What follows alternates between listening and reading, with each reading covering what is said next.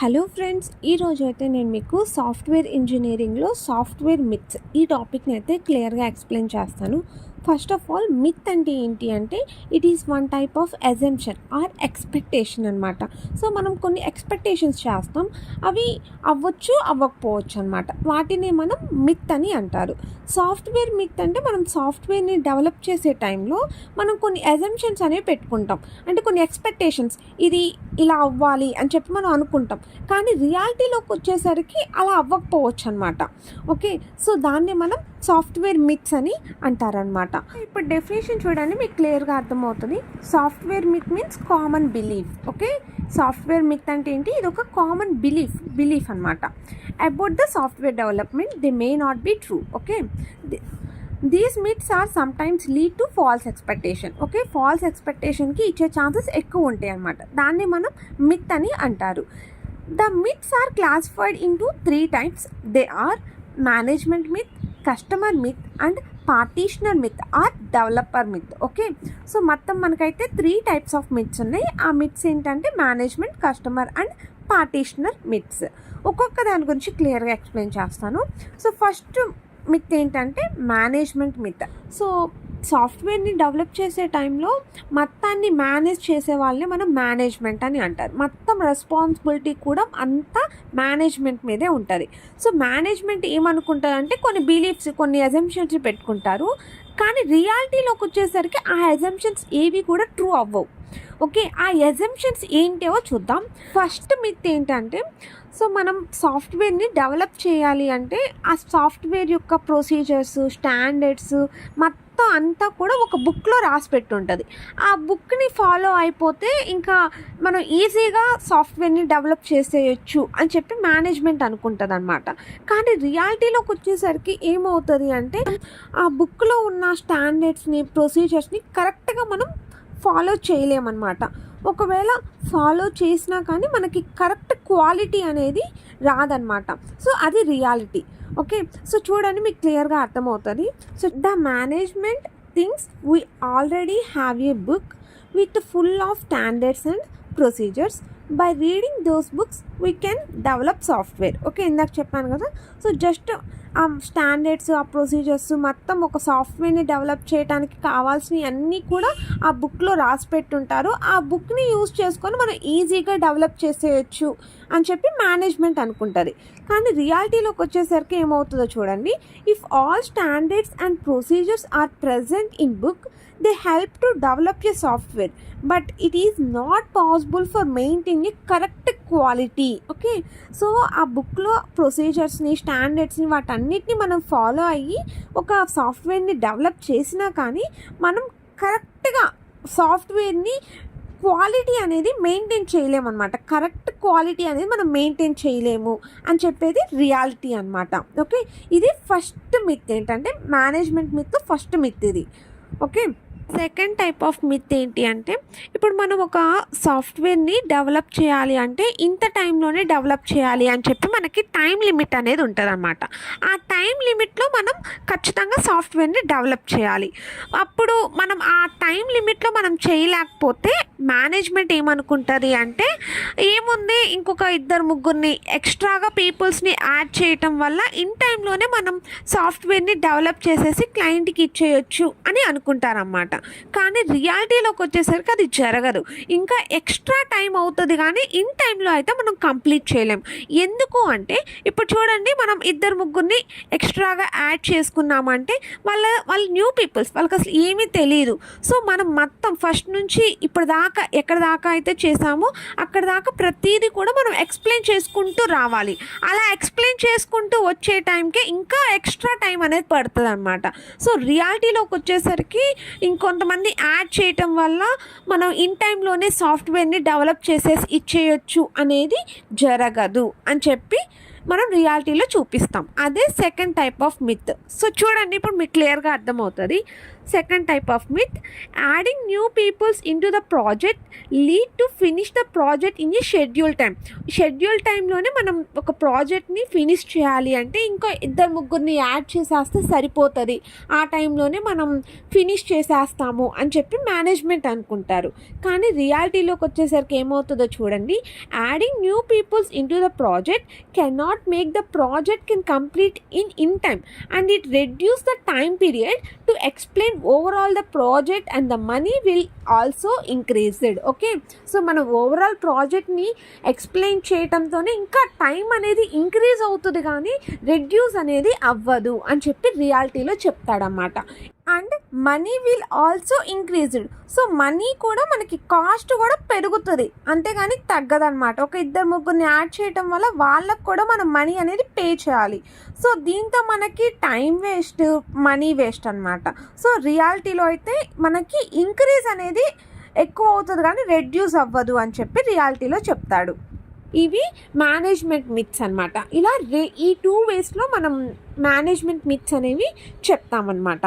Okay, second type of myth ఏంటంటే customer myth. Customer అంటే nothing but a client. So client కొన్ని అజంప్షన్స్ని అజంప్ చేసుకుంటాడు కానీ రియాలిటీలో అవి జరగవు అనమాట. సో ఆ అజంప్షన్స్ ఏంటో ఇప్పుడు చూద్దాం. దాంట్లో ఫస్ట్ మిత్ ఏంటో చూద్దాం. Customer can give some requirements to start the project. We can add more requirements later. ఇక్కడ కస్టమర్ ఏమనుకుంటాడంటే కొన్ని రిక్వైర్మెంట్స్ చెప్తాడు, ఆ రిక్వైర్మెంట్స్ని బేస్ చేసుకొని ప్రాజెక్ట్ని స్టార్ట్ చేసిన తర్వాత ఇంకొన్ని ఇంకొంచెం ఎక్స్ట్రా ఇన్ఫర్మేషన్ని నేను తర్వాత చెప్తాను, దానివల్ల ఎటువంటి ప్రాబ్లం రాదు అని చెప్పి కస్టమర్ అనుకుంటాడు. కానీ రియాలిటీలోకి వచ్చేసరికి ఏమవుతుంది అంటే మనం ఇంకొంచెం ఎక్స్ట్రా ఇన్ఫర్మేషన్ని తర్వాత యాడ్ చేయాలి అంటే డిజైన్ మొత్తం కూడా మారిపోతుంది. సో ఆ డిజైన్ని మళ్ళీ మనం చేంజెస్ ఫస్ట్ నుంచి లాస్ట్ దాకా మళ్ళీ చేంజెస్ అనేవి చేయాలి. అలా చేంజ్ చేయటం వల్ల టైం అనేది వేస్ట్ అవుతుంది, కాస్ట్ అనేది పెరుగుతుంది. అలా మొత్తం ఓవరాల్ డిజైన్ మొత్తం కూడా మనం చేంజ్ చేయాల్సి వస్తుంది. కానీ కస్టమర్ ఏమనుకుంటాడు, దానివల్ల ఏం ప్రాబ్లం రాదు అనుకుంటాడు. కానీ రియాలిటీలో అదే ఒక పెద్ద ప్రాబ్లం అనమాట. అది రియాలిటీ. సో చూడండి, it is not possible when we write overall program for design a program and add few more changes to write the program. When new requirements is added, then we can rewrite overall program by the customer requirements. Overall program ni malla manam coding anta kuda change cheyalsi vastadi, requirements anni kuda change cheyalsi vastadi annamata. So ila change cheyadam anedi chaala long process. ఇది possible కాదు. కానీ customer ఏమనుకుంటాడు, ఇది possible అనుకుంటాడు, కానీ ఇది possible కాదు అని చెప్పి రియాలిటీలో చెప్తామన్నమాట. ఇది first myth. And second myth ఏంటంటే any changes can occur, it can easily solved in software. So customer ఏమనుకుంటాడు, ఏమన్నా చేంజెస్ చేయాలి అంటే ఈజీగానే చేంజెస్ చేసేయచ్చు అని అనుకుంటాడన్నమాట. కానీ రియాలిటీలోకి వచ్చేసరికి ఏమవుతుంది అంటే అది చేంజెస్ చేయొచ్చు కానీ టైం అనేది వేస్ట్ అవుతుంది, అలానే కాస్ట్ అనేది ఎక్కువ అవుతుంది అనమాట. రియాలిటీలో చాలా టైము, చాలా కాస్ట్ అనేది చాలా ఉంటుంది అని చెప్పి రియాలిటీలో చెప్తాడు. సో చూడండి, yes it is true, one any changes is occurred we can easily change in the software but the time is waste and cost is increased. Okay, so ఇలాంటివి అనేవి రియాలిటీలో జరుగుతాయి. కానీ కస్టమర్ ఏమనుకుంటాడు, ఏమి టైం ఏం వేస్ట్ అవ్వదులే, ఏదో చిన్న చేంజే కదా, అదెంతసేపు చేస్తారులే అని అనుకుంటాడు. కానీ రియాలిటీలో అలా ఉండదన్నమాట. సో అది కస్టమర్ మిత్స్ అనమాట. ఓకే, సో ఇది second type of myth, customer myth. And third type of myth ఏంటంటే పార్టీషనర్స్ మిత్. పార్టీషనర్ అంటేనే డెవలపర్ అని అర్థం. సో డెవలపర్ యొక్క మిత్స్ ఏంటో చూద్దాం. సో చూడండి, developer often work under management pressures to complete software with in a time with fewer resources. So developer యొక్క work ఏంటి, ఒక సాఫ్ట్వేర్ని డిజైన్ చేయటం, ఒక సాఫ్ట్వేర్ని డెవలప్ చేయటమే డెవలపర్ యొక్క వర్క్ అనమాట. సో విత్ ఇన్ ఏ టైంలో ఎన్ని రిసోర్సెస్ ఉంటే, ఫ్యూ రిసోర్సెస్ ఉంటే ఆ ఫ్యూ రిసోర్సెస్ని బేస్ చేసుకొని ఒక ప్రాజెక్ట్ అయితే డిజైన్ చేయాలి. సో అది డెవలపర్ యొక్క వర్క్. సో ఈ డెవలపర్ ఏం అజంప్షన్స్ చేస్తాడు కానీ రియాలిటీలో ఏమవుతుంది అనేది చూద్దాం. సో ఫస్ట్ మిత్ ఏంటంటే once the software developer returns the code then the developers work end.